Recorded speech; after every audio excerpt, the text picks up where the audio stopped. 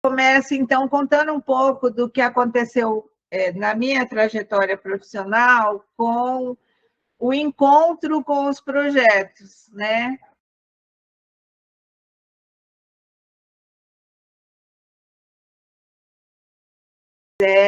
Um livro que muita gente que trabalhava ou desejava trabalhar com projeto nos anos 90 leu, né? A gente leu em espanhol, traduziu uns trechos para compartilhar com os professores e tudo mais. E aí a gente ficou tão encantado com isso dos projetos que a gente queria organizar todo o currículo da escola em forma de projeto. E tentamos, né? Aí, depois de um tempo, a gente se deu conta que não dava muito certo você querer organizar todo o currículo em forma de projetos, porque daí muita coisa ficava de fora, né? Alguns temas importantes, conteúdos relevantes, acabavam ficando de fora, porque seria forçação de barra você querer incluí-lo num determinado projeto, e aí, para não forçar a barra ou não engessar, acabava que ficava de fora, né?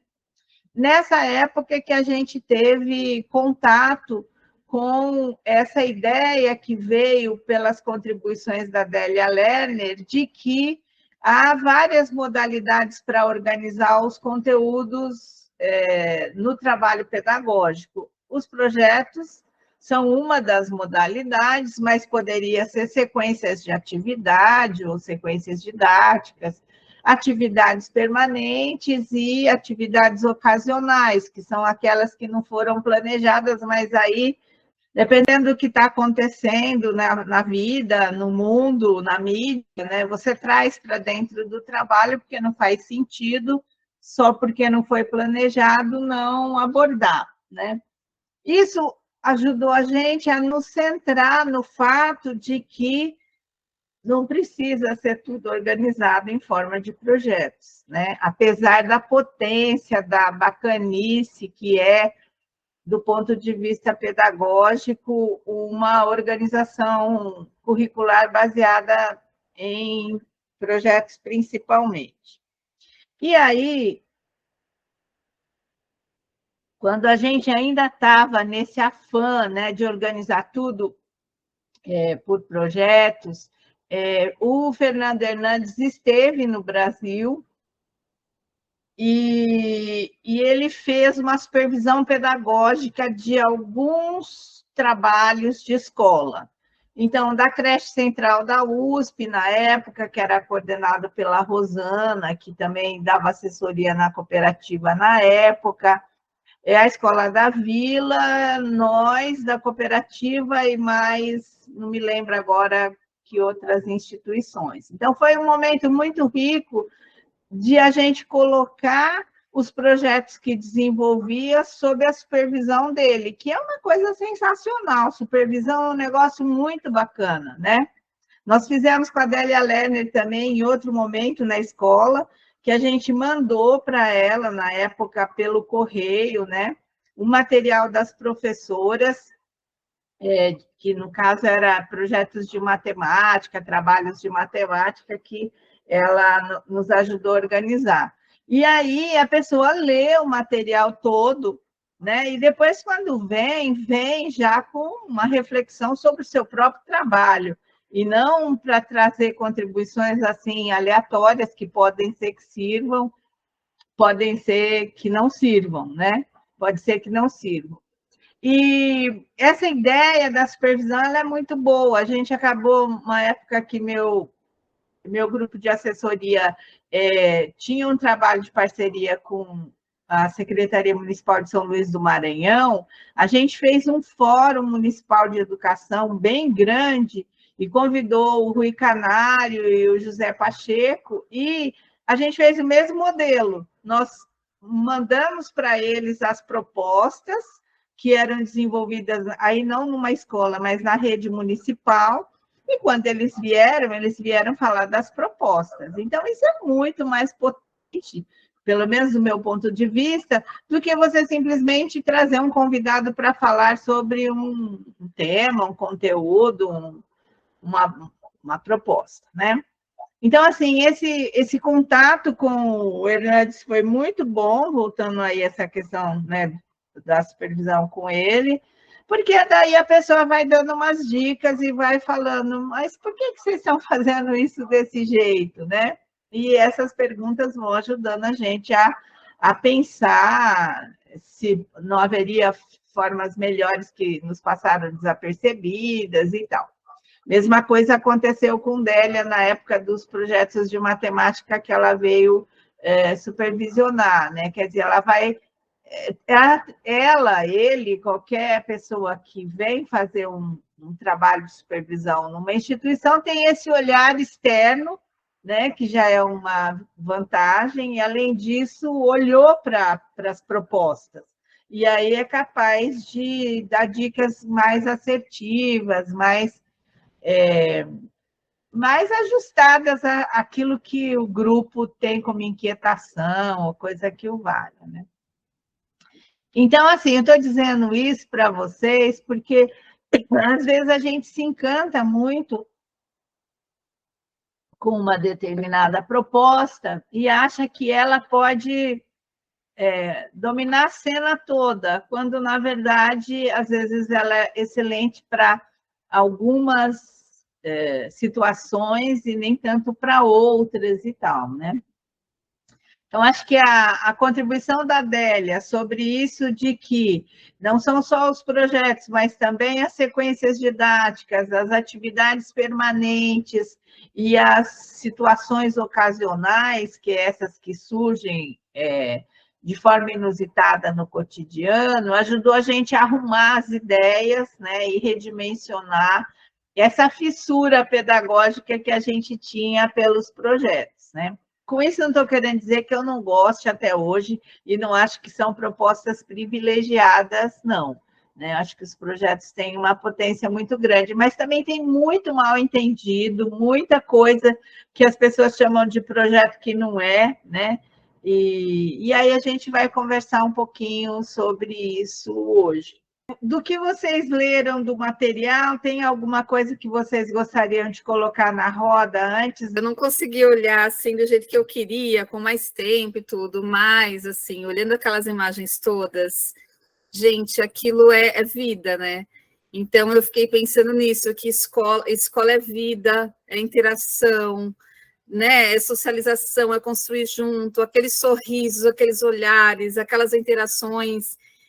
Escola é muito mais que uma lista de conteúdos, né? Enfim, tem coisas que a gente não vai esquecer para o resto da vida que foram vivenciadas na escola, grandes amizades que foram construídas durante o período escolar, né? Então, são muitos aprendizados, é uma riqueza tão grande, então, que ficou para mim foi essa reflexão, né? O que é currículo, o que é conteúdo, e aquelas imagens dizem muito, dizem muito.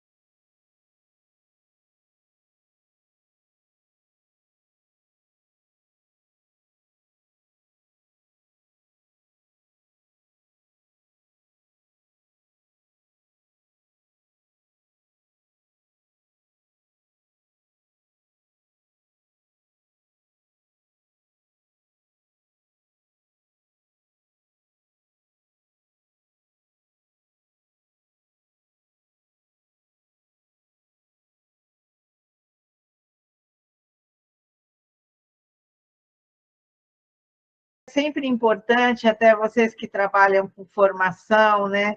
Nunca perder de vista essa perspectiva que eu tenho sempre enfatizado de instigar os profissionais com os quais a gente trabalha nos grupos a olhar para a própria experiência, né?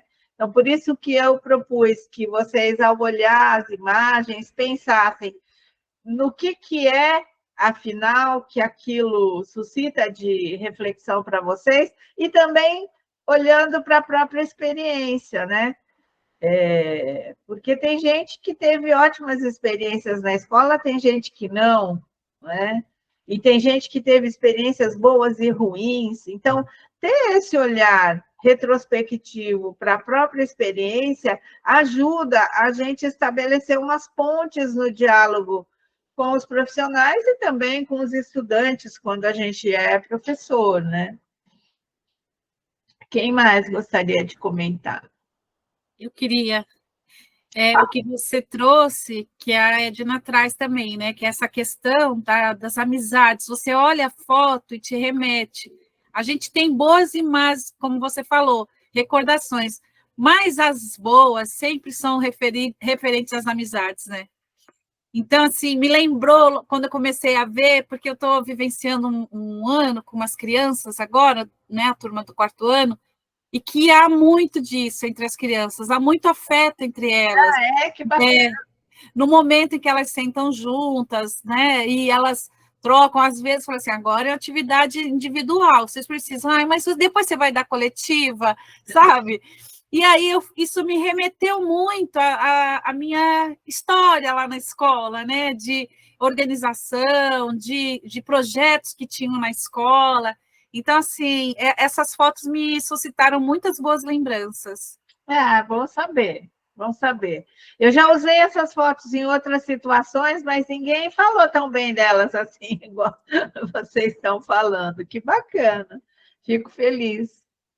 E é o que a Elodie falou, né? As imagens, elas têm muita potência, né? A gente, às vezes, despreza um pouco o quanto que elas comunicam, né? E acho que a gente usa pouco na formação. Me parece que nós temos que abusar um pouco mais desse recurso, né? Fala, Mitch. Boa noite, pessoal. Eu queria deixar de contribuição um trecho do próprio texto que vem após as fotos, junto com uma reflexão pessoal. Aqui tem dizendo: o desafio pedagógico é, portanto, propor boas situações de ensino e aprendizagem que, de fato, levem em conta os conhecimentos prévios dos alunos sobre o que pretendemos que eles aprendam e que lhes coloquem novos desafios, sempre em contextos fraternos, de acolhimento, apoio, incentivo e colaboração. Assim, a gente que é da rede pública de ensino, a gente passa na nossa sala por contextos que se alinham e desalinham desse contexto, uma vez que a maioria dos alunos, eles conhecem o afeto de vida familiar por outras vias que não seja o afeto que a gente pensa, né? Ou que a gente vive numa escola que não é pública, numa escola particular, por exemplo. Aí eu estou botando uma linha de corte no meio.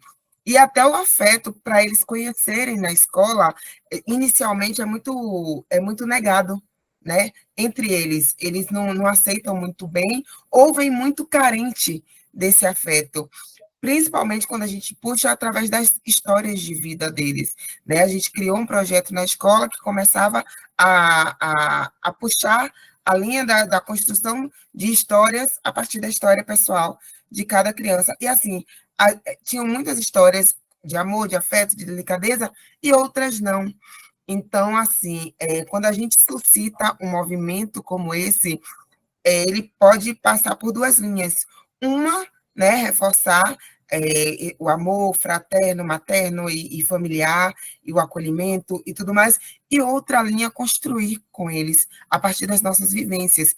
Eu tenho visto, pelo menos na escola onde eu trabalho, que o nosso movimento é muito mais esse, de construir com as crianças outros significados de amor, outros significados de o que é ser parceiro, o que é convivência. É muito mais do que apenas uma construção, né, de, inicialmente, a gente podia chamar de bons hábitos, bons modos, bons sentimentos, e sim de convivência mesmo. Então, assim, eu vejo essas fotos, né, eu li o texto atentamente, e aí eu me lembrei de um movimento nosso, que eu trabalho numa escola periférica em Salvador, e que a gente precisa construir esses laços, né? A gente fez essa semana um mural imenso na entrada da escola com momentos pedagógicos na nossa escola. E tinha muita foto de professor abraçando aluno ou em contato direto com o aluno ou alguma situação pedagógica que chamou a atenção e alguém bateu uma foto. E quando os alunos entraram na escola, que eles se viram na foto, foi aquela felicidade, olha eu ali, sabe? E eles foram lá e se abraçaram, e, sabe, foram atrás da pró, ou do colega que estava na foto, vem cá, vem cá, vem cá. E, assim, foi um momento tão gostoso e tão singelo. E é uma das coisas que esse texto me suscitou, sabe? Sobre a gente não só buscar as referências familiares da escola, das crianças, dentro da escola ou fora dela, as histórias pessoais dela, mas também da gente construir, né? É muito mais porque um muitas movimento têm de um construção. afeto enviesado, né?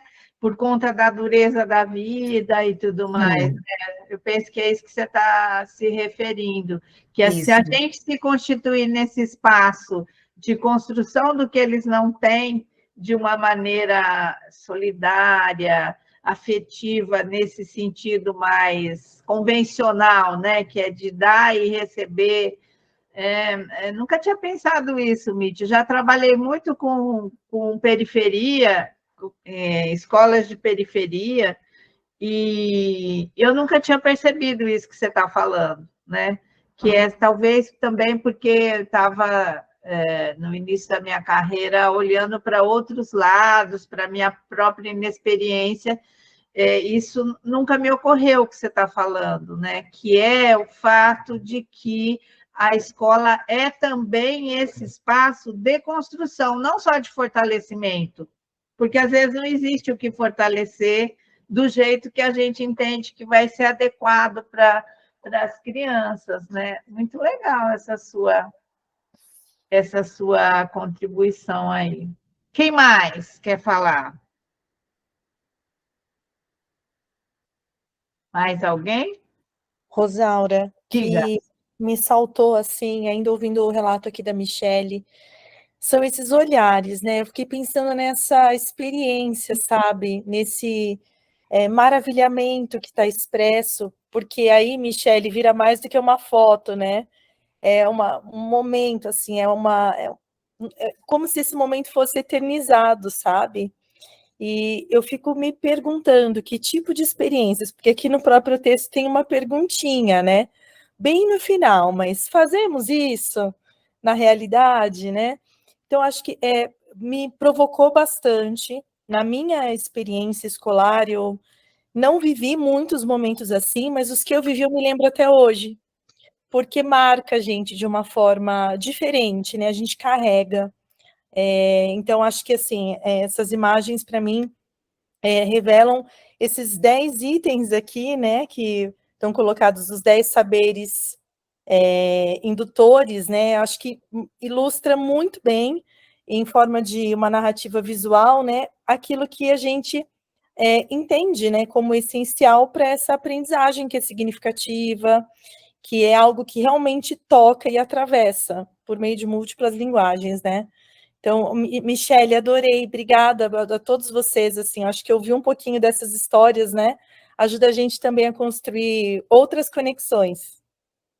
Verdade. Eu gosto de fazer essa provocação de que as lições sabemos de cor, só nos resta aprender, né? Que eu acho essa frase assim um verso potente. É o que me parece mais o adjetivo mais adequado, né? Porque a gente defende tanta coisa que não faz, né? tanta coisa que não faz.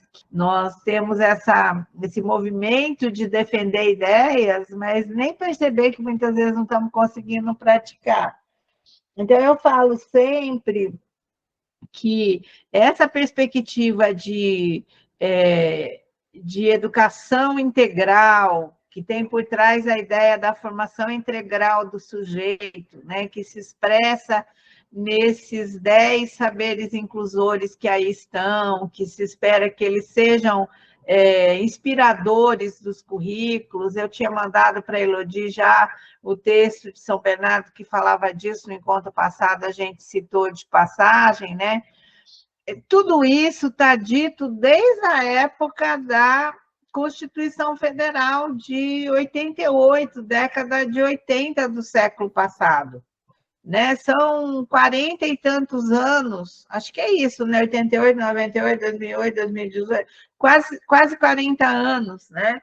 De Constituição dizendo que é preciso que a educação assegure, né, o pleno desenvolvimento da pessoa. E desde então, isso está nos currículos, está na BNCC, está nas propostas que vieram acontecendo, nos PCN, nas diretrizes, em tudo quanto é lugar, esse discurso está marcado, de que não é só ensinar português e matemática e umas coisinhas de ciências nos anos iniciais, né?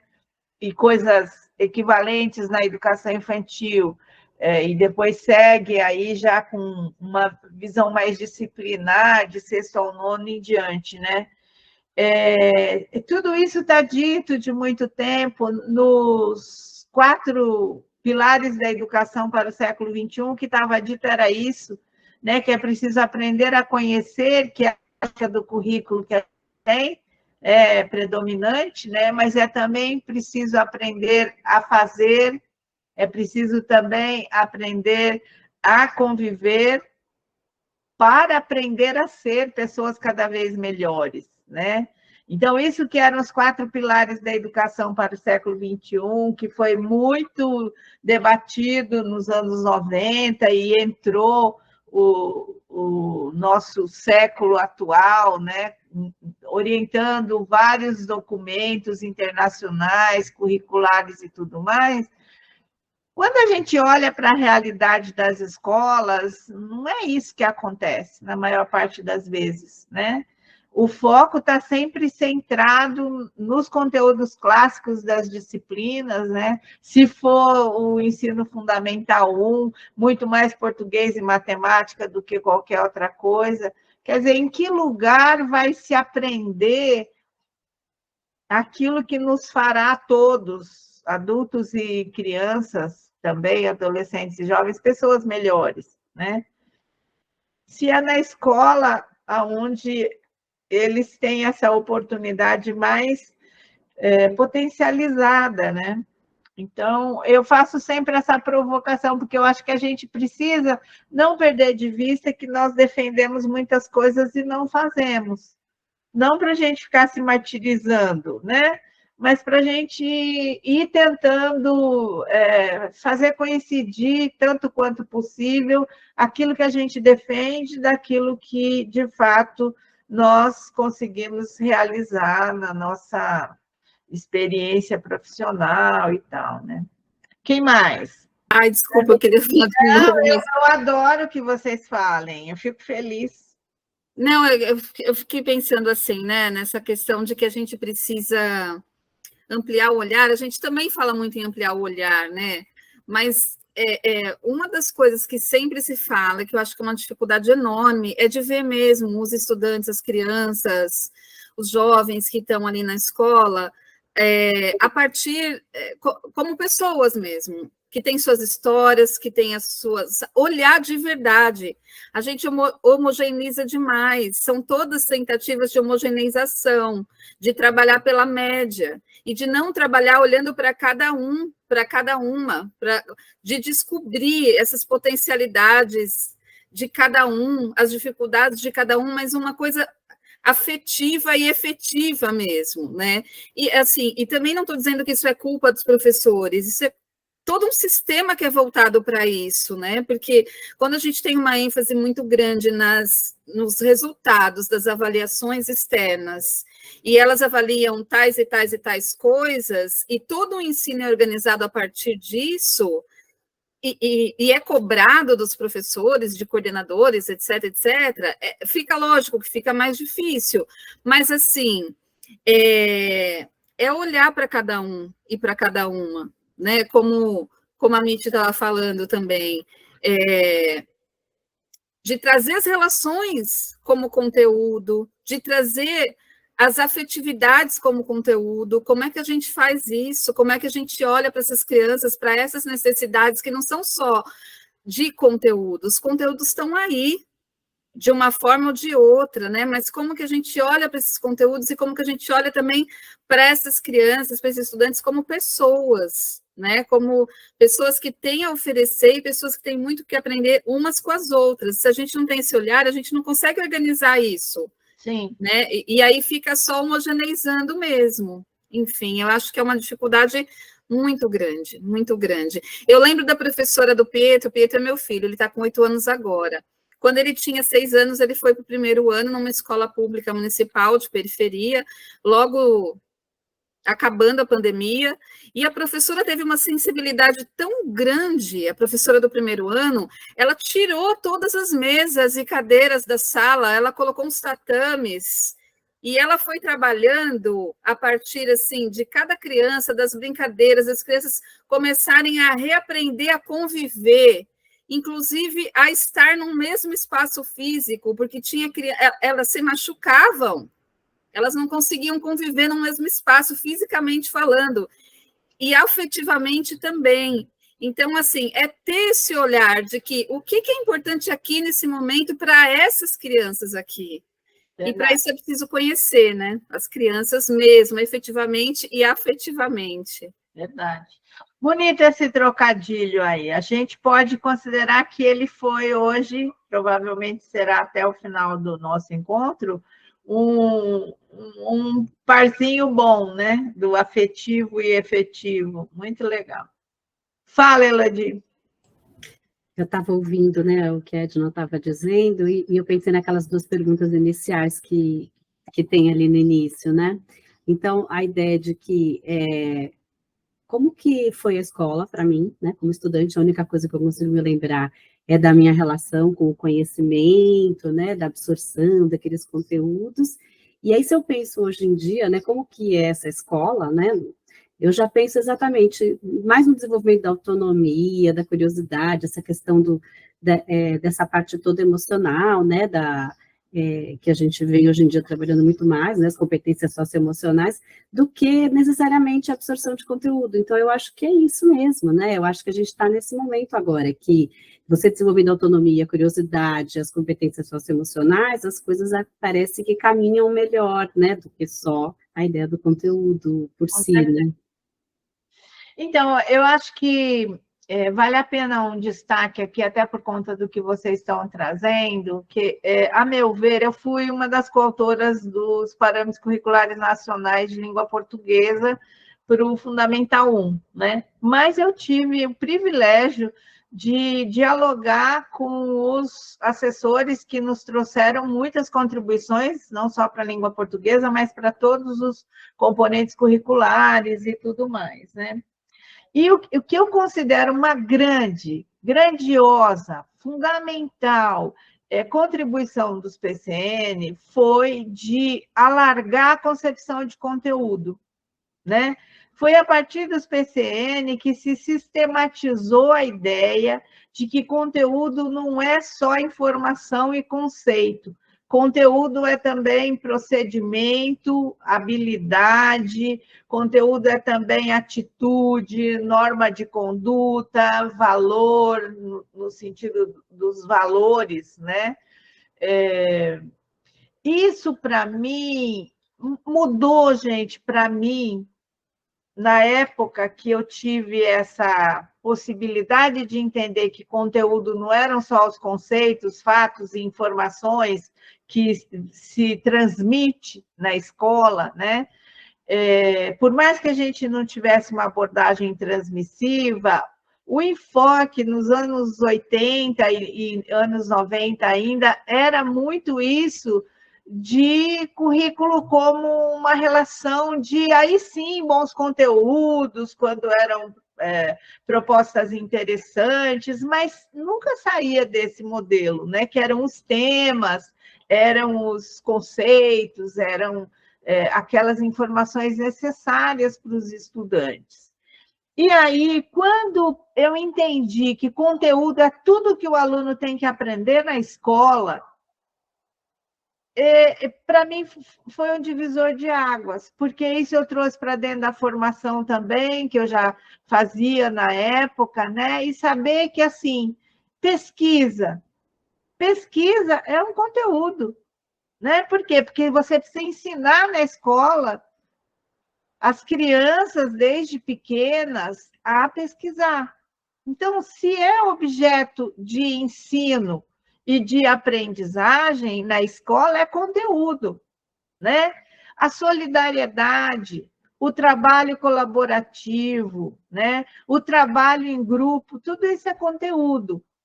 Eu prefiro chamar de conteúdo esses saberes que geralmente não são considerados conteúdos, para ver se na insistência a gente ressignifica, do que chamar de outra coisa, como alguns preferem, né? Eu acho que a gente precisa ressignificar o que é isso de conteúdo. Conteúdo é aquilo que é preciso aprender na escola, né? Se é conteúdo escolar, conteúdo de formação, é aquilo que precisa aprender na formação, se é um conteúdo relacionado à formação profissional. Isso eu acho que muda tudo, porque quando a gente fala em escola conteudista, tendo uma perspectiva de conteúdo que não é essa da lista de conceitos, será excelente uma escola conteudista.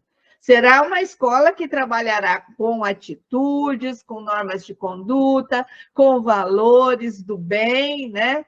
Com procedimentos importantes. Então, é uma escola conteudista em outra dimensão, né? Uma escola conteudista porque traz para dentro do currículo os conteúdos que os alunos precisam e merecem aprender para poder se desenvolver plenamente, tal como dizia a Constituição de 88, depois a LDB, depois as diretrizes nacionais, os PCN e hoje a PNCC, né? A gente está sempre falando desse direito do aluno ao desenvolvimento pleno, né?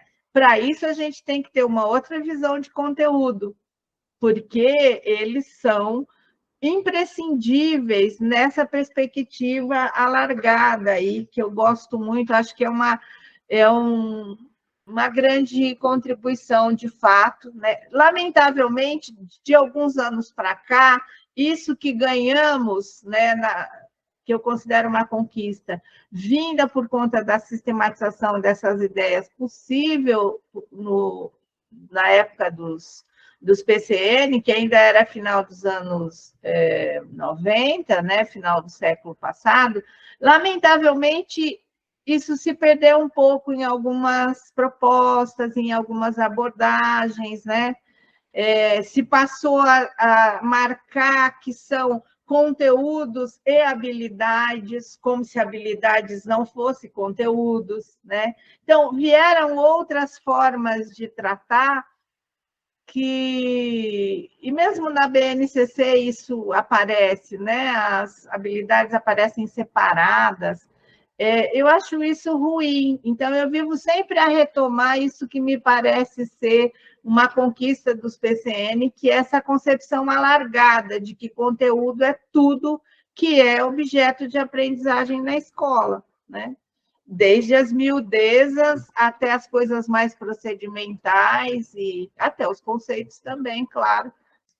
Eu tentei colocar aqui, às vezes de maneira mais detalhada, às vezes de maneira mais aligerada, tudo que eu sei de projeto. Mas tem dois textos que eu acho que são fundamentais, que complementam o que eu vou abordar aqui com vocês. É um projeto muito legal que foi feito sob minha coordenação, que é de produção de um manual de estudo, né? A ideia era trabalhar com alunos do ensino fundamental, quarto, quinto ano, com procedimentos de estudo e também no Fundamental 2. E aí, esses alunos acham que são sabidos de muitas coisas. Então, a gente achou por bem fazer um projeto que pudesse ser assim: vamos organizar um manual para os menores, né? Então, eles iriam aprender os procedimentos de estudo para garantir que tivesse no manual que fosse destinado aos meninos menores do que eles, né? Ficou um projeto bem bacana. E eu vou compartilhar com vocês, vou mandar depois, né? E um outro é uma sistematização que foi feita na escola cooperativa, né? A partir de tudo que a gente sabia de projetos na época, e que daí nós fomos organizando as ideias todas e ficou um roteiro bem bacana, que eu vou falar de passagem hoje, mas vocês vão receber o texto completo depois, tá bom? Alguém quer falar algo? Então, vamos lá. Pode seguir, Suzana, esse é o nosso assunto hoje, né?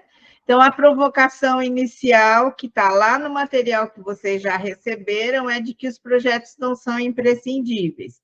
E aí pode ir passando rapidinho, Suzana.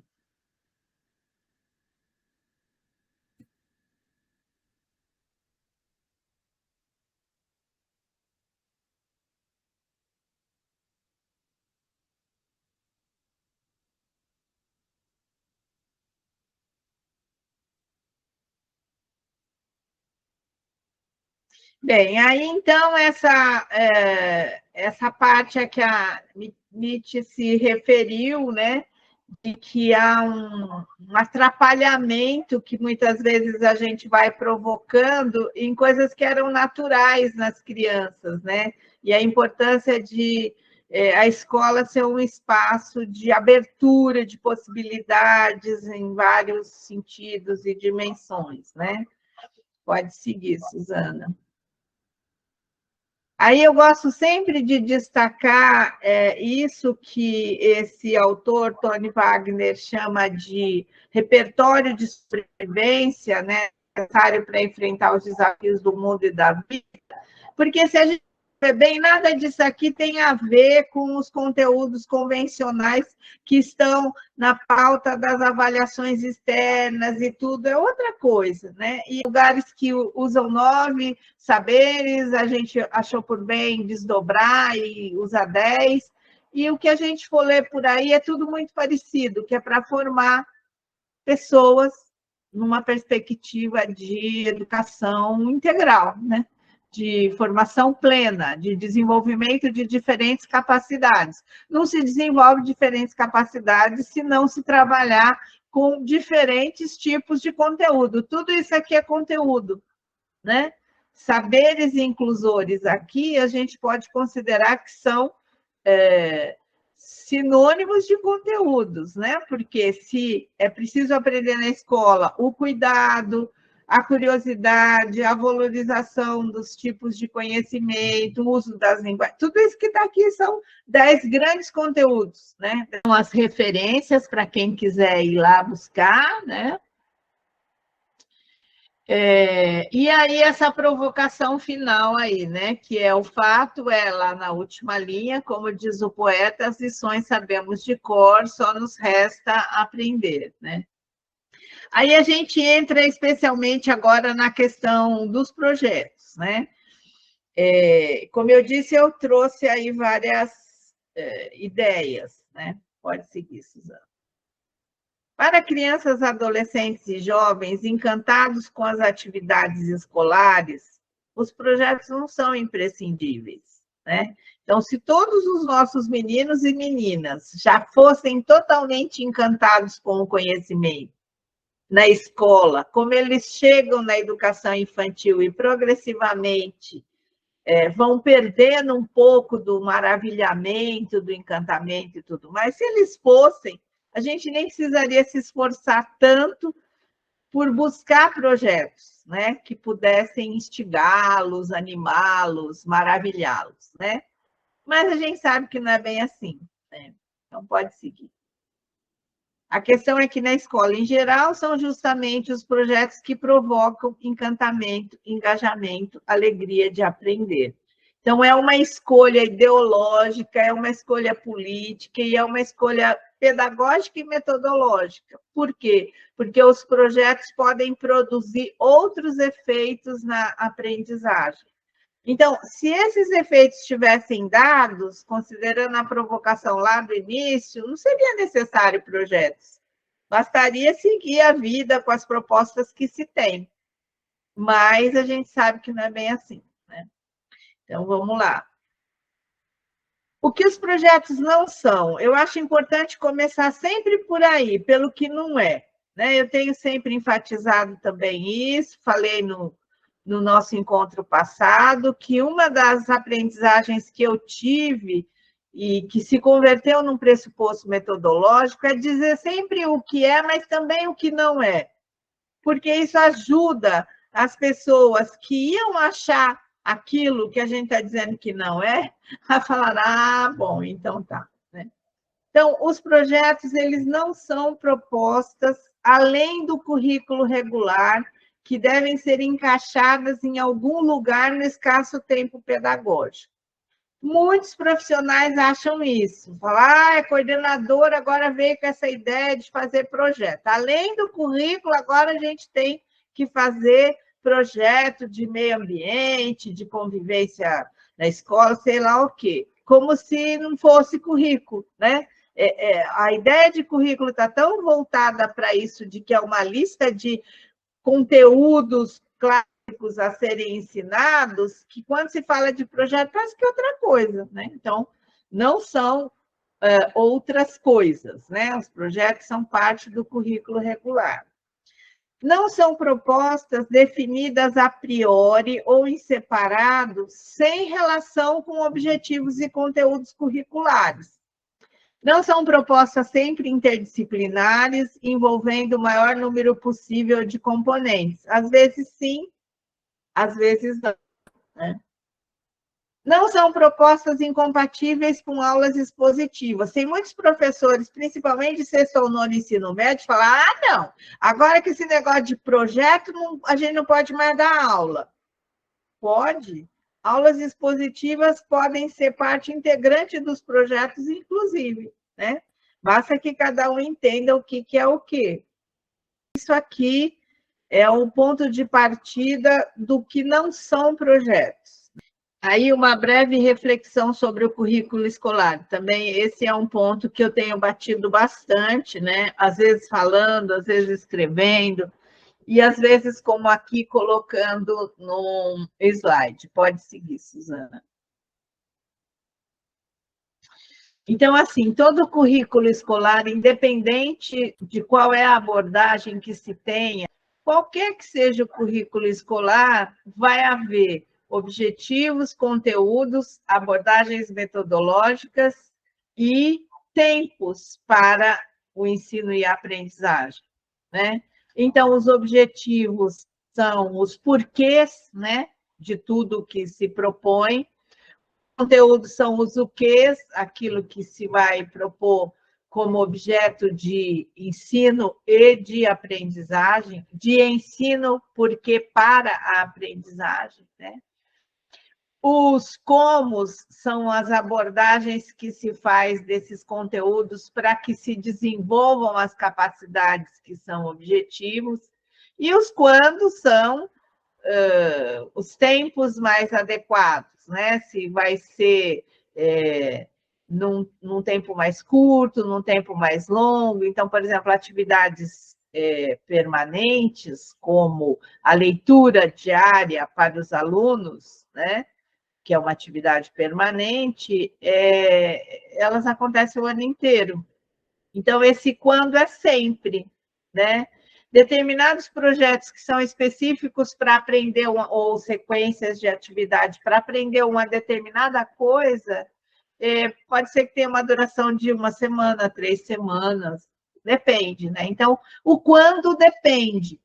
O que é importante é que a gente considere que em todo currículo existe porquê, o que, como e quando, ensinar e avaliar.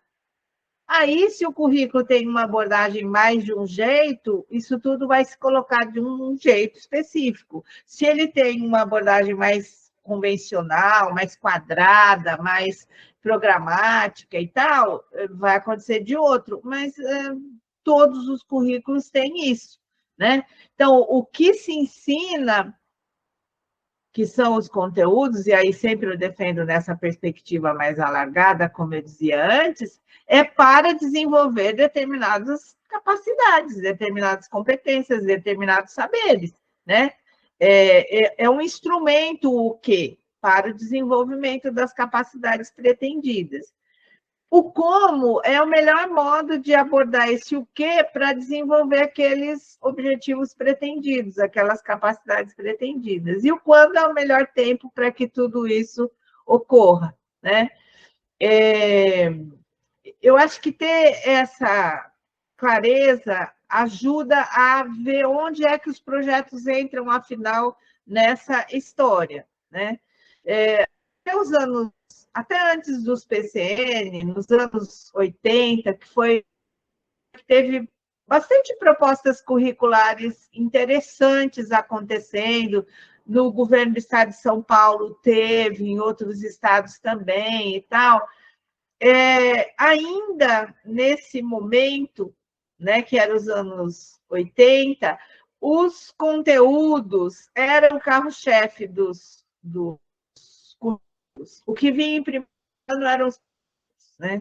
A partir dos PCN, o que passou a ser primeiro plano é as capacidades que se pretende que os alunos desenvolvam. Então, numa tabela de informação curricular, sempre a primeira coluna, a partir dos PCN, passou a ser das capacidades, dos porquês, né? Da razão de ser de tudo mais.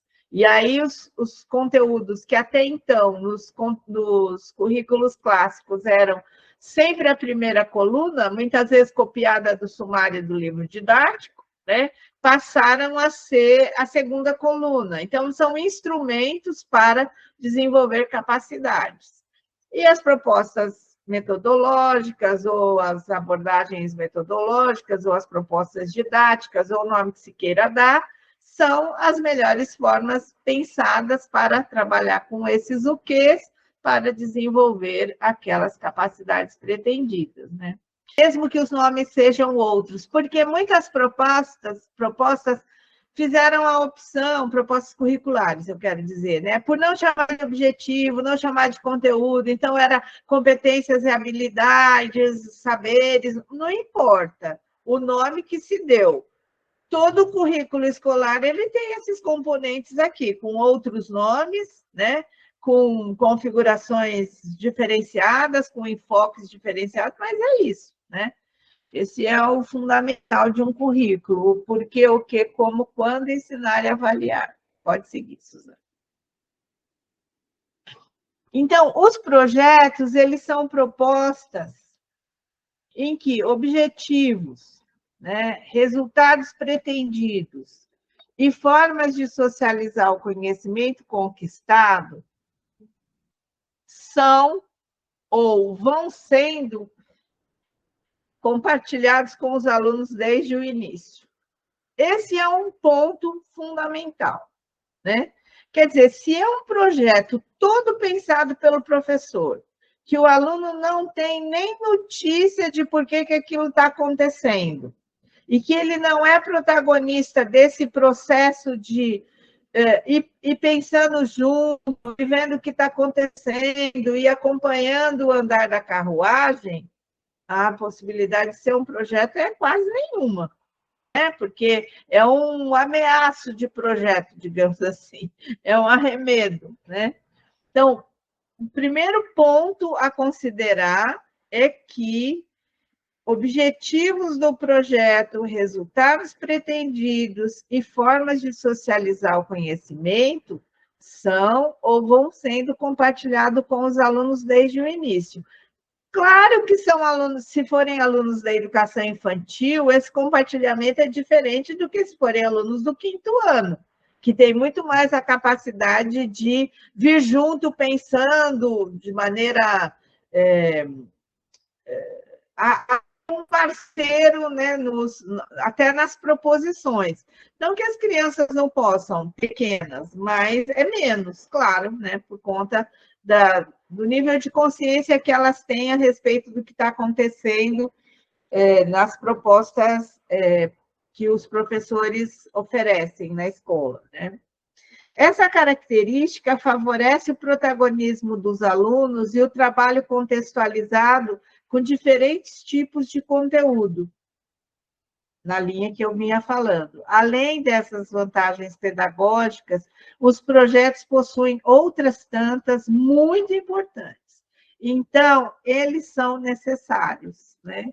A provocação lá do início, que os projetos não são imprescindíveis, é uma provocação que vem se desenvolvendo no sentido da gente concluir que são sim, né? São necessários porque favorecem tudo isso que aí está. Podem interromper quando desejarem, tá? Pode seguir, Suzana.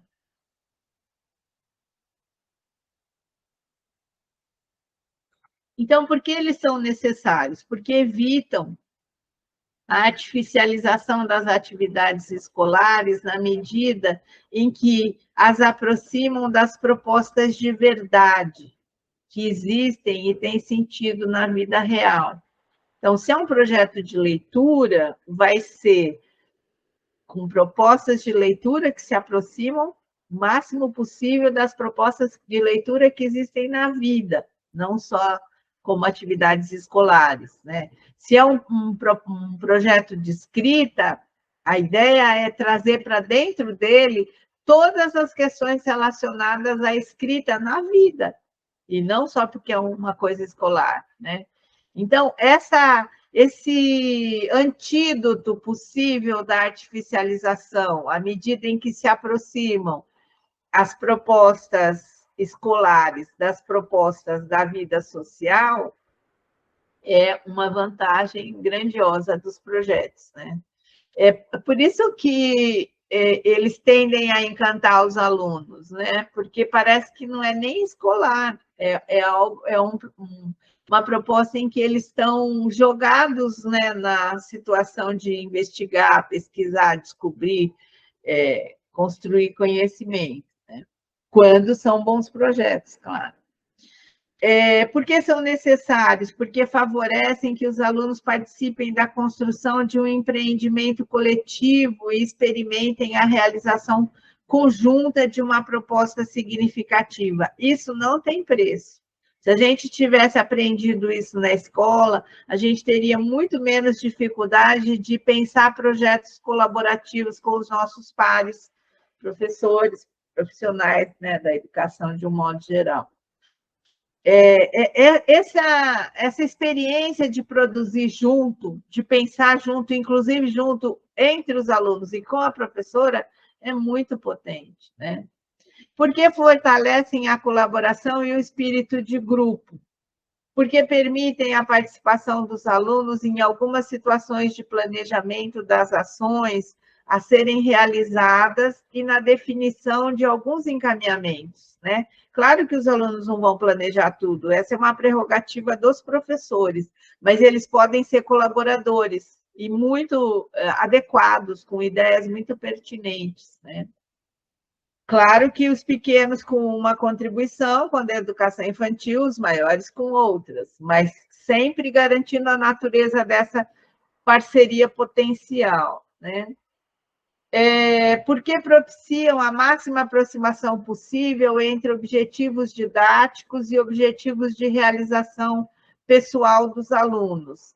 Essa é outra vantajona dos projetos, né? Nós queremos que eles aprendam 10 coisas fundamentais, então nossos objetivos didáticos têm a ver com a aprendizagem de 10 temas, ou de 10 procedimentos, ou de 10 conteúdos quaisquer que forem, mas o que eles querem é fazer algo que no final das contas, né, vai ser compartilhado com outros, vai ser mostrado para outros.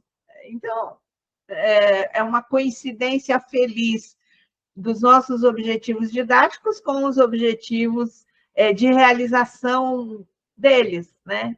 Por isso que os projetos precisam ser conversados desde o início, combinados, para que os alunos se sintam acesos, né, com desejo de fazer aquilo que vai resultar em aprendizagem para eles, em combinados do que vai ser no fim das contas e tudo mais, né? Porque contribui significativamente para o fortalecimento da postura de estudante, de pesquisador. Então, os projetos precisam e conseguem, quando são bons projetos, instigar a investigação deles dos temas do mundo, daquilo que está vinculado à proposta central do projeto, né? Ou de conteúdos específicos, o que for. Porque favorecem a subversão do modelo convencional de lição de casa. Por quê? Porque se pode pesquisar em casa para levar para a escola, porque é uma demanda do projeto.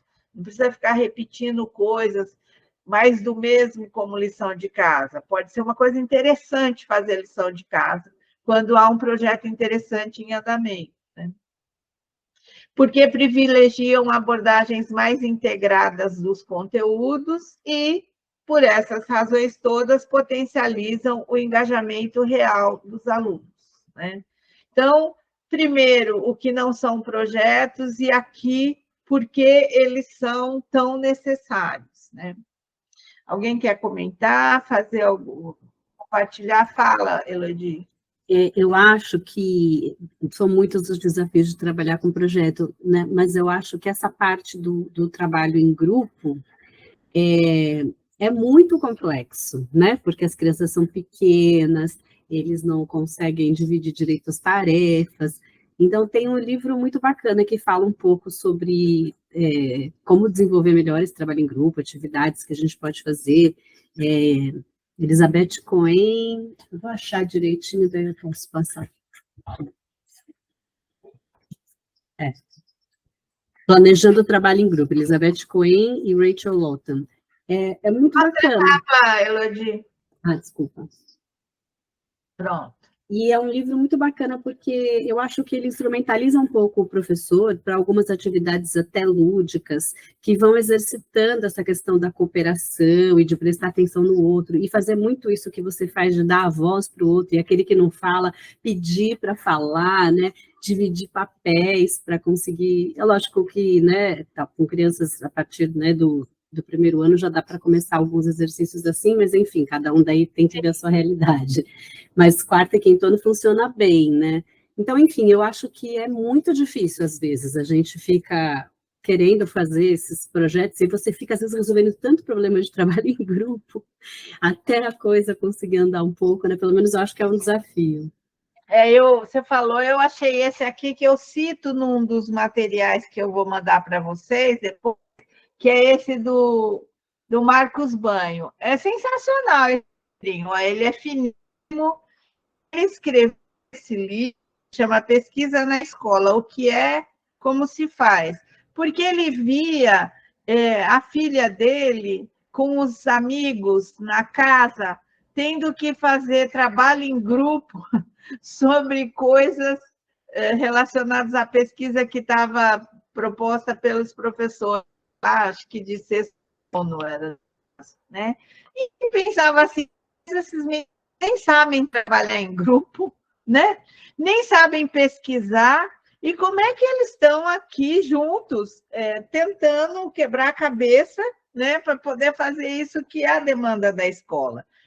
Quer dizer, é a ideia louca da escola de que conteúdo é só conceitos e informações e fatos e dados e tudo mais, faz com que não se acredite que procedimento é conteúdo. Então, pesquisa é procedimento, é conteúdo. Trabalho em grupo é procedimento, é atitude também, é conteúdo, né?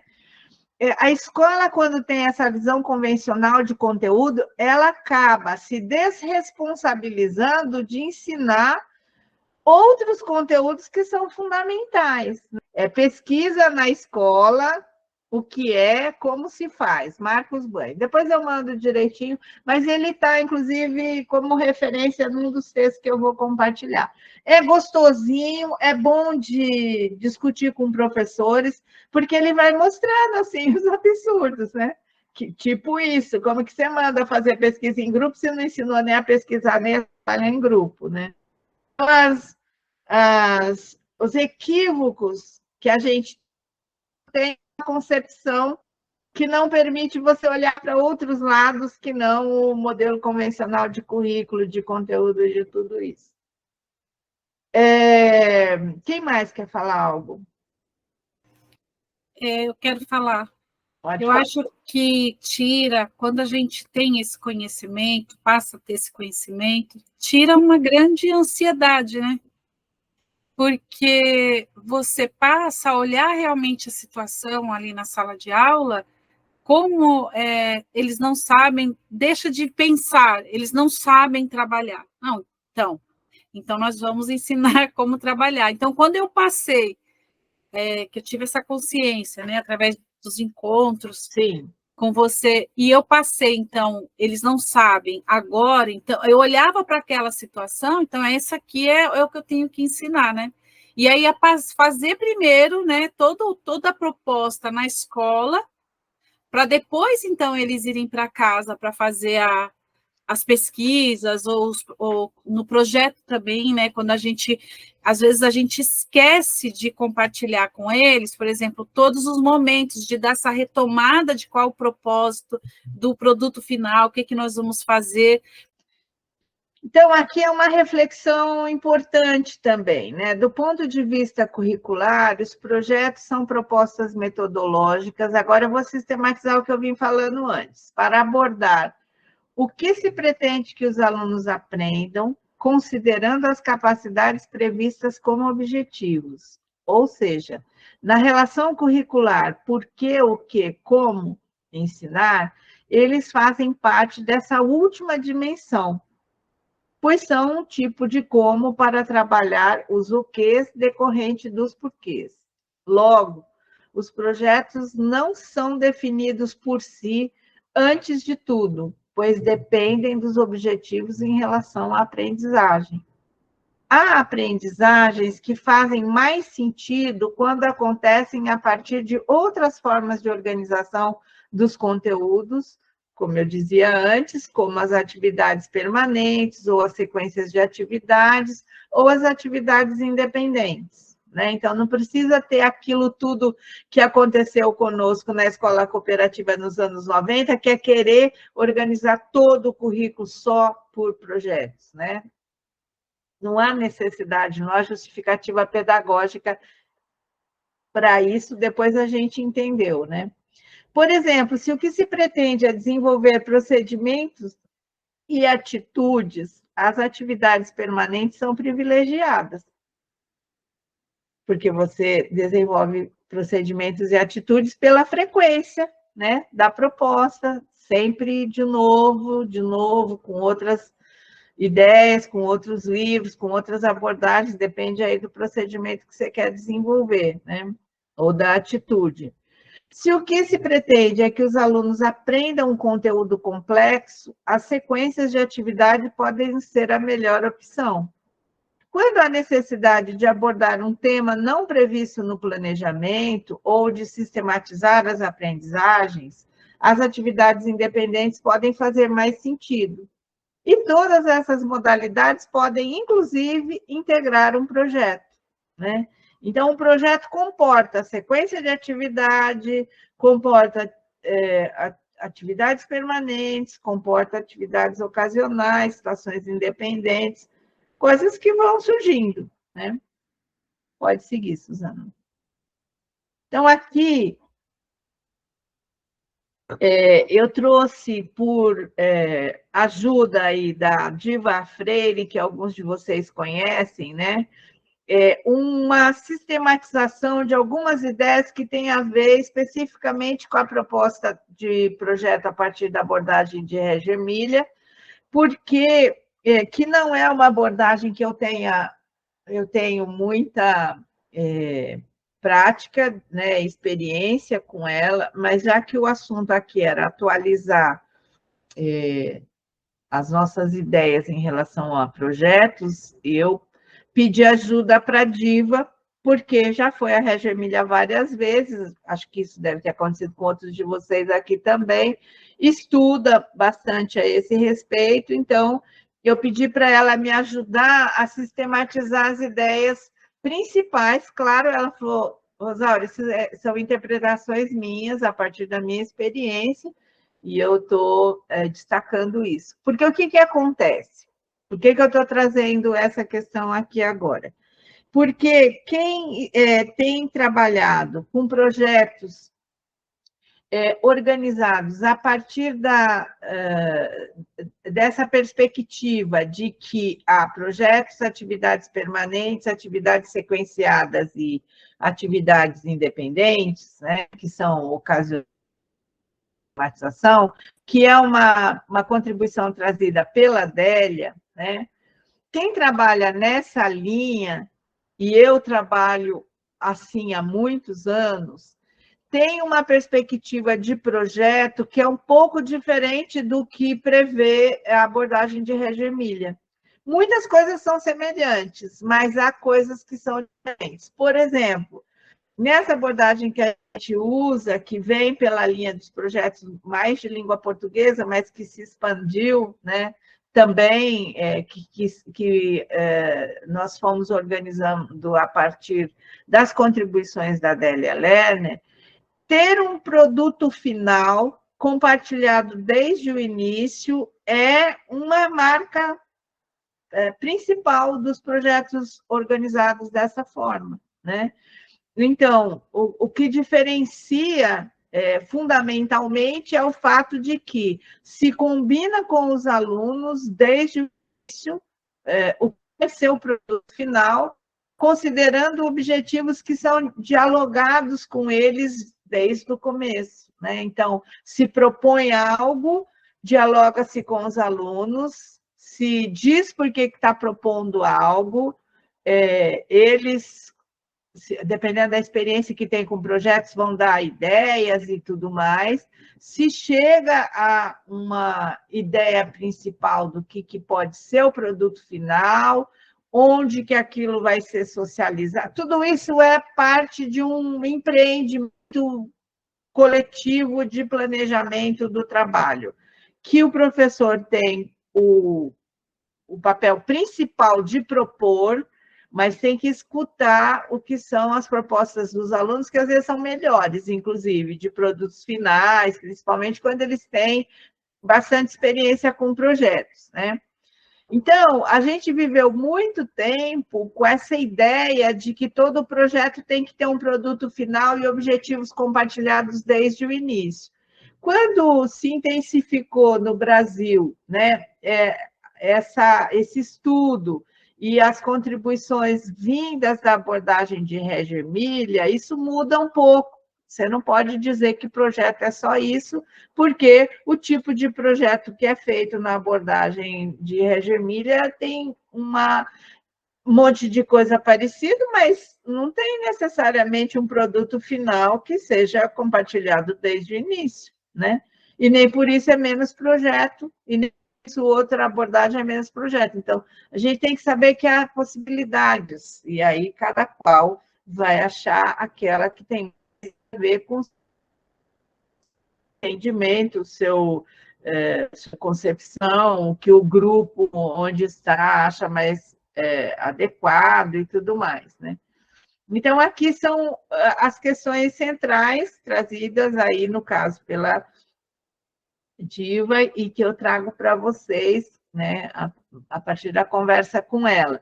Então, são alguns, são todos, claro que não, são alguns pressupostos, né, que têm a ver com essa mais metodológica. Tem muitas coisas por trás da abordagem de perspectiva ideológica fundamental, mas não é nossa questão aqui agora, desta vez, né? Então, quais pressupostos? Sustentar as pesquisas das crianças, auxiliando-os em suas investigações, né? Então, esse é um pressuposto. Valorizar a diversidade de pontos de vista. Tudo isso é parecido, tá? Com a outra abordagem que tem os produtos finais indicados desde o início. Mas tem coisas diferentes. Instigar as crianças a expressarem seus pensamentos por meio de múltiplas linguagens.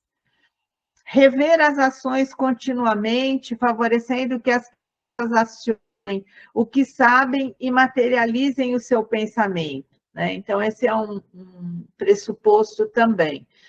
O educador rever suas ações, né, para favorecer cada vez mais que as pessoas acionem aquilo que elas sabem, né, tirar delas aquilo que elas sabem, colocar na roda, no compartilhamento com outras, né, e que possam externalizar, materializar, tornar visível aquilo que pensam, tanto quanto possível. Organizar as ações de modo que os estudos possam ganhar profundidade por meio da pesquisa, um processo chamado de projetação, né? O processo de projetação se inicia pela observação das crianças, seus interesses, suas necessidades, suas investigações, que é ponto de apoio para a definição do que será estudado. Quando há interesses diferentes grupos de pesquisa por considerar a mesma temática, né? Então, esse é isso é o que caracteriza esse processo, né, de organização das ações para que a pesquisa vá se intensificando e ganhando profundidade. Então, dessa perspectiva, não tem um projeto de uma semana, por exemplo, como em outras abordagens isso é possível, né? Porque a perspectiva é de uma investigação progressiva e cada vez maior das crianças para se apropriarem, né, daquilo que estão aprendendo. Outro pressuposto, observar e registrar o que observa, né, o educador e aprende sobre as ações, o conhecimento das crianças, o que elas sabem, o que desejam saber, e seus processos de aprendizagem, para pensar nas necessidades curriculares a partir de interpretações possíveis para o educador naquele momento, porque é claro que vai ter coisa que provavelmente vai passar desapercebido, né? E por isso estar num coletivo é muito importante, de educadores. Dessa perspectiva aqui, não se defende que um professor faça projeto sozinho. É um juntar-se aos outros, né? E pensar um projeto dentro de uma comunidade que é a escola, né? Esse processo, né, de pensando como atender aquilo que são as demandas das crianças e as necessidades curriculares a partir do que vai observando, é chamado de pré-figuração, que é quando se levantam hipóteses e possibilidades de aprofundamento para as investigações das crianças, né? Então, tem um processo que é chamado de projetação e outro de pré-figuração, que são nomes típicos, né, de quem usa essa abordagem, estuda e se inspira nela, né? Um outro pressuposto é compartilhar os registros, né, das observações, das próprias aprendizagens, do que foi verificando ao longo do processo, com as próprias crianças e com a comunidade escolar, todo mundo que está envolvido com aquele projeto acontecendo, né? Que podem contribuir com propostas de ações, esses outros personagens com os quais se compartilha o projeto, né? Então, familiares, colegas educadores que não estão diretamente vinculados àquele ano que está pesquisando aquilo, mas que têm ideias e tudo mais. E, por fim, empenhar-se na documentação pedagógica de todo esse processo, buscando tornar visível a aprendizagem das crianças e também dos adultos envolvidos nos projetos, e aí a documentação se torna memória e patrimônio desse coletivo, né? Então, vocês veem que aqui não tem em nenhum momento a referência a um produto final compartilhado com as crianças desde o início, a objetivos compartilhados com as crianças desde o início, porque a perspectiva é de outra natureza. É melhor, é pior? Não, é uma abordagem que cada um pode se sentir identificado mais com ela, mais com a outra, mas todas elas trazem contribuições importantes e tem como central o fato de que o que importa é a aprendizagem dos alunos, né? A partir de sua investigação, a partir daquilo que eles têm de interesse em aprender, é que o né? Eu sei que tem aqui no grupo gente que estuda ou que trabalha nessa perspectiva. Querem falar? Posso compartilhar um pouquinho, Rosaura? E Falar, Patrícia, maravilha. A Kelly me ajuda, tá bom, Kelly? A gente, há alguns anos na escola, vem fazendo esse exercício, e é muito bacana, Rosaura, você deixar muito claro, assim, são abordagens, né, diferentes, cada uma com seu valor, porque na nossa escola nós temos o segmento, que a Silvia está aqui, do Fundamental 1, que dialoga bastante com o que você colocou anteriormente. E a educação infantil ao 2º ano, por exemplo, que vem estabelecendo esse diálogo. E, assim, eu acho que do que você falou, que você trouxe em grandes linhas, né, os principais conceitos, vamos chamar assim, dessa abordagem, é a questão da abordagem projetual.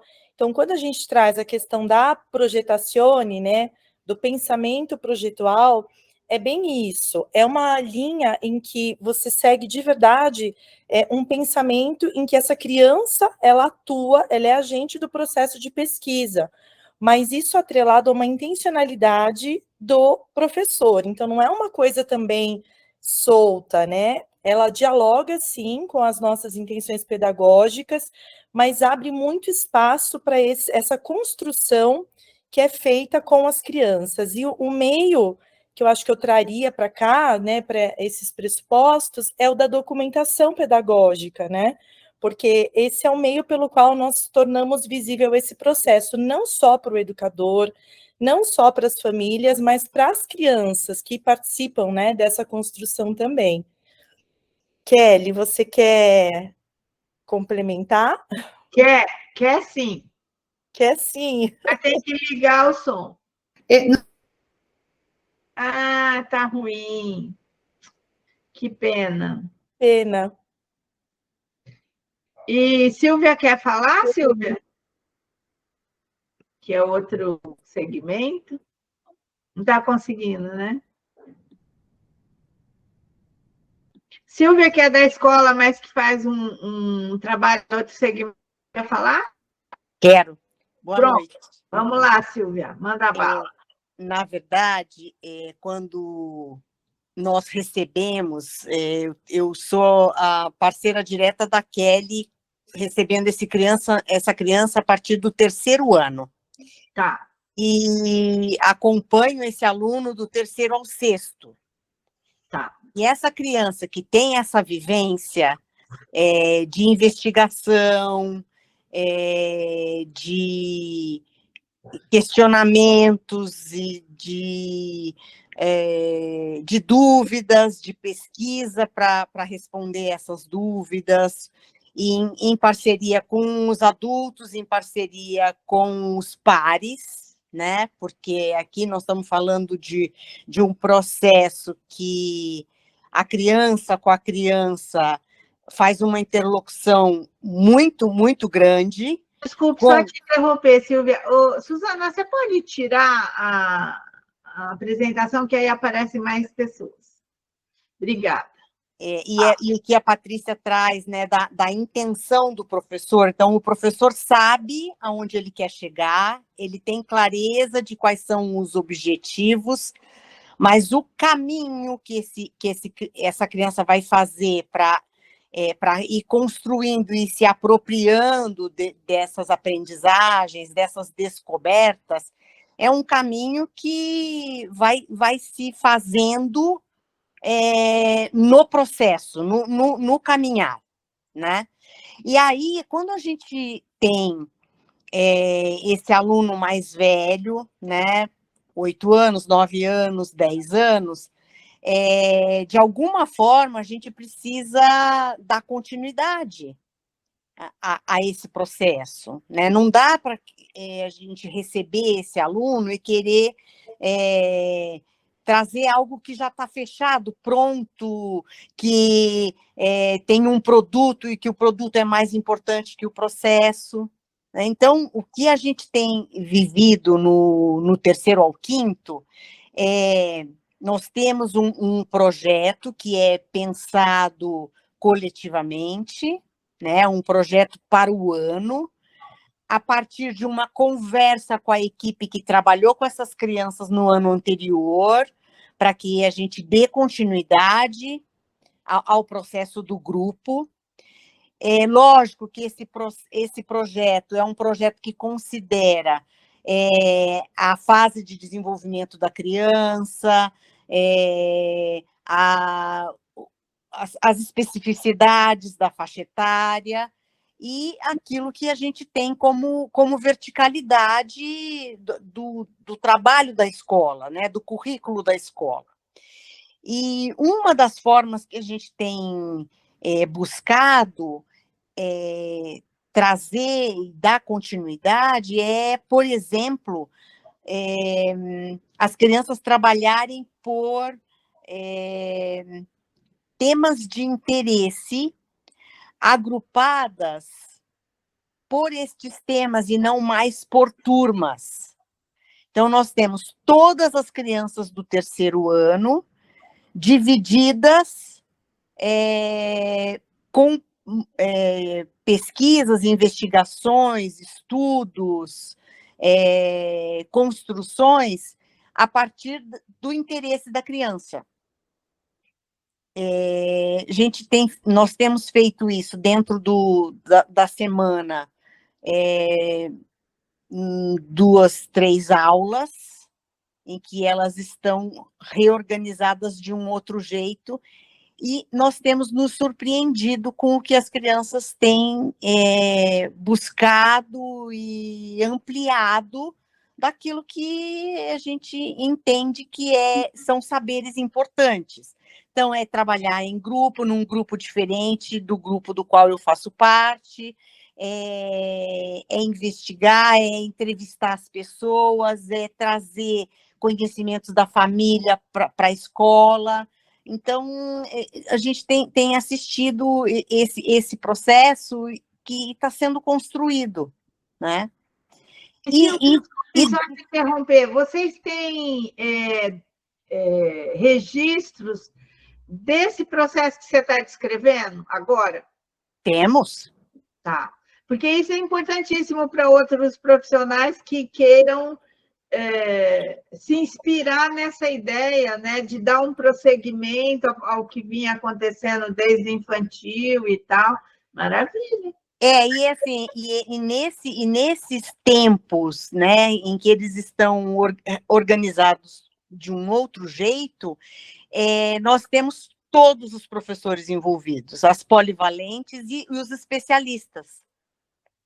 Né? Então, está a equipe inteira, e aí as professoras, elas ficam não como a professora do componente curricular X ou Y, mas como a orientadora e a mediadora do processo daquele grupo interessado naquele tema, naquele assunto. Maravilha. Né?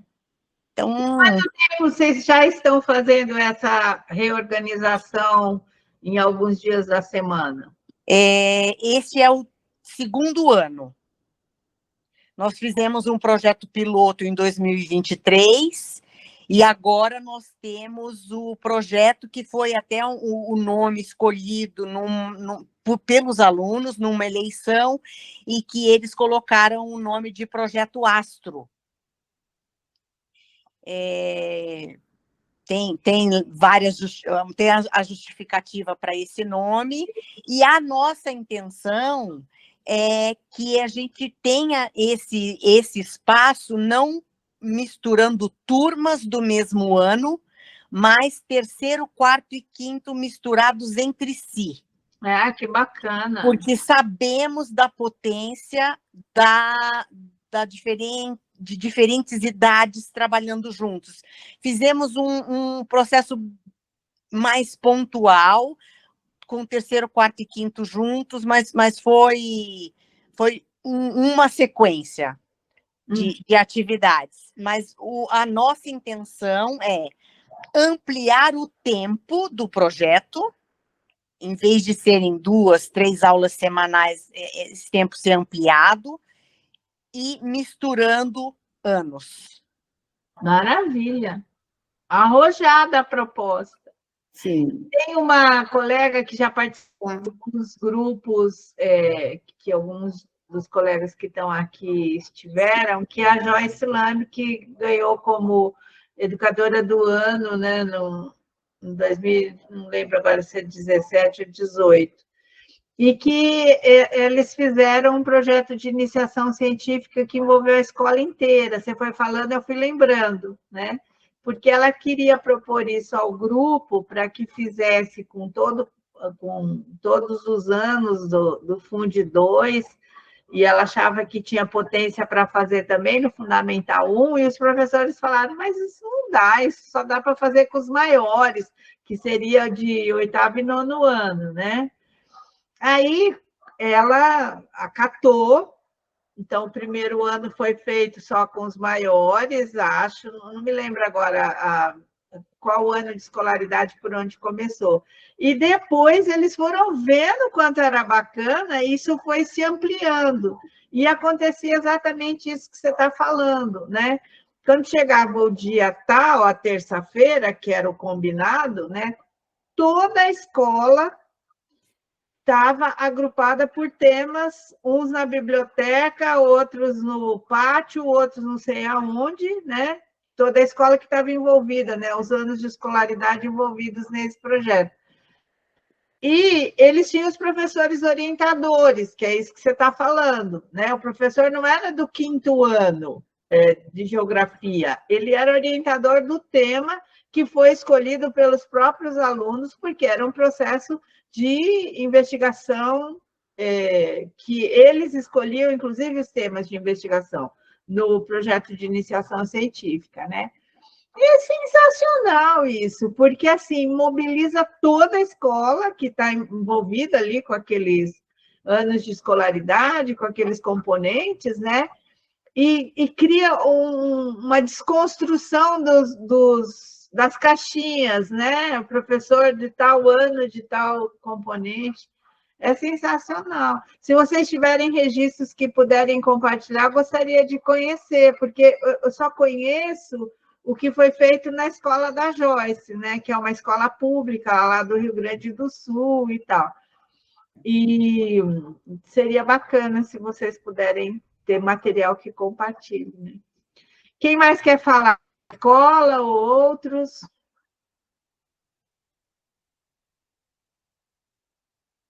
Renata trabalha também com essa abordagem, Renata?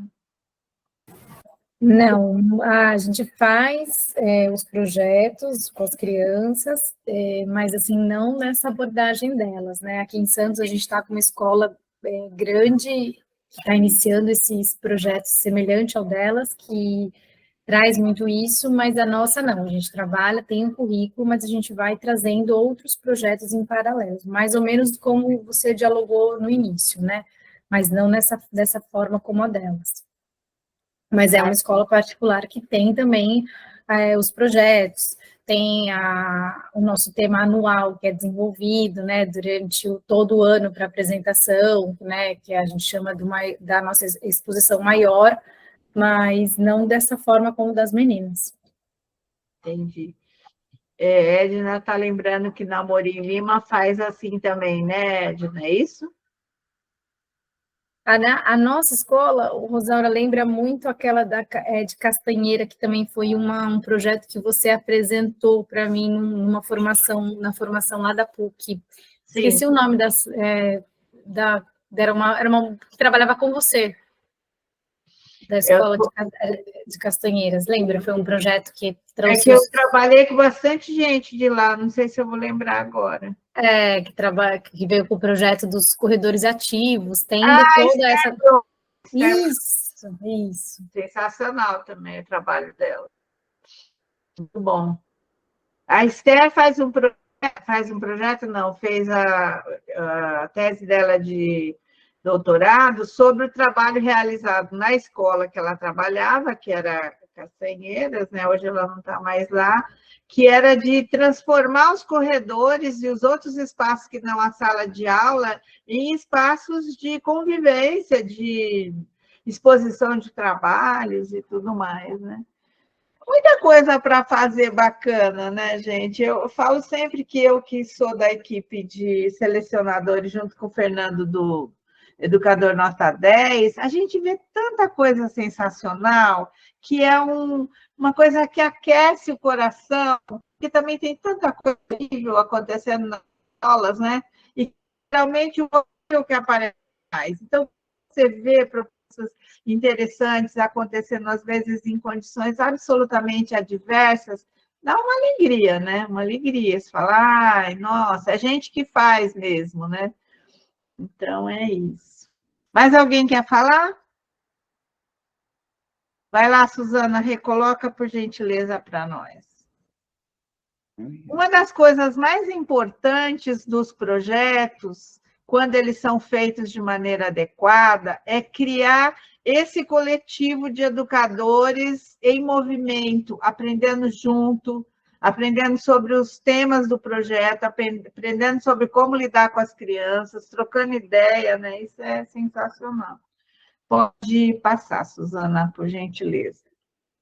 Então, aí aqui o que eu trago para vocês, que é um dos textos que eu vou compartilhar depois, aqui é o sumário desse texto que eu vou compartilhar depois, para vocês terem uma ideia de como, na escola que eu trabalhava, junto com a Rosângela Veliago, né, na cooperativa, a gente fazia um tipo de trabalho nos anos 90 que era de projeto, que veio dessa reflexão a partir do livro do Hernandes, do Gordon Wells, que veio dar um curso na Escola da Vila e que a gente achou sensacional, umas coisas que ele dizia, e a gente foi inventando em cima e criou uma sistematização de como a gente fazia isso na escola, né? Então, vou ler só essa notinha aqui de baixo, para vocês terem ideia do contexto. Esse é o sumário do texto que vai seguir para vocês, né?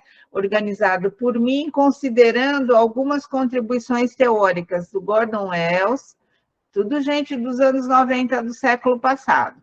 Fernando Hernandes e a metodologia de projetos construída e utilizada na escola cooperativa, da qual eu fui coordenadora pedagógica nos anos 90.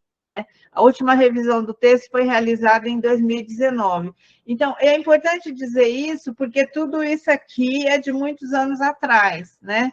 Eu nem nunca tinha ouvido falar em Reggio Emília na época, né? A gente lidava com as referências teóricas que tinha. E toda a contribuição da Adélia também veio depois disso, né?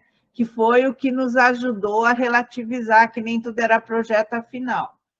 Então, nesse subsídio que eu vou mandar para vocês, eu tenho muito orgulho desse trabalho de projetos que a gente fazia, porque nós inventamos mesmo a partir dos autores. Por exemplo, o Fernando Hernandes, nesse livro que a gente leu em espanhol, ele defendia que as crianças escolhiam os temas dos projetos, né? E, na época, a gente contra isso, porque a gente achava que a prerrogativa de escolher o tema é do professor ou do grupo de professores que escolhe aquilo que vai responder às necessidades de aprendizagem que se colocou lá como objetivos e tal e tal.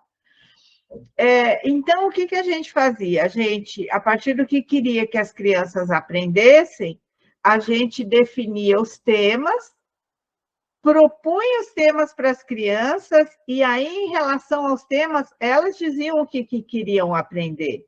Então, elas entravam no segundo momento, não para definir os temas, mas para dizer o que gostariam de... os subtemas, digamos, né, de pesquisa e tal e tal. Então, aqui está sistematizado isso nesse material que vocês vão receber.